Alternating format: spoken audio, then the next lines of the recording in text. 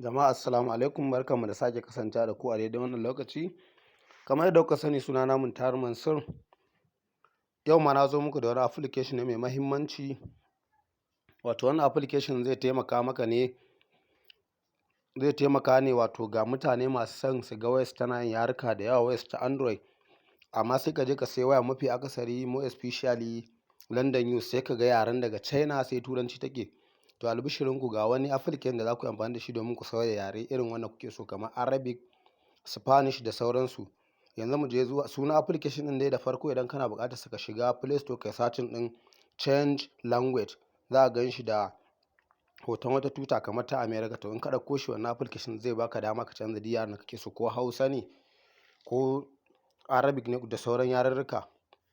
So yanzu bari mu shiga application ku ga yadda ake amfani da shi. Kawai idan ka ɗauko application, in ma wayarka ba ta yin aiki da Play Store, kawai ka je wani ya tura maka, ya ɗauko sai ya tura maka.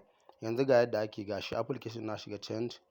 So kamar haka zai noma yaruka biyu, ga su Indiyanci ne da Turanci. So in za a ƙara wani yaren sai ka danna nan add language, sai ka zo misali, kun ga nan ga Hausa, sai na taɓa Hausa Najeriya ko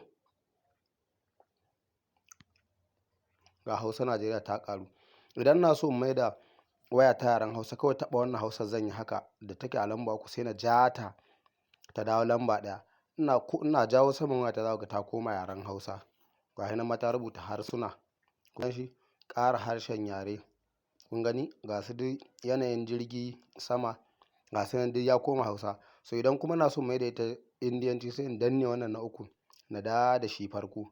Shikenan za ku ga wayarka ta koma yaren da ka wannan. To wannan application gaskiya zai taimaka wa mutane more especially masu wayoyi London use, Vivo da sauransu da irin wayannan.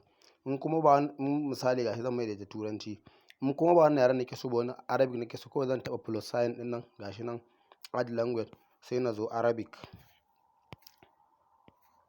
gashi Al-Arabiya, sai na yi haka. Kawai idan na taɓa, gashi na Arabic ɗin na ƙasa ne misali.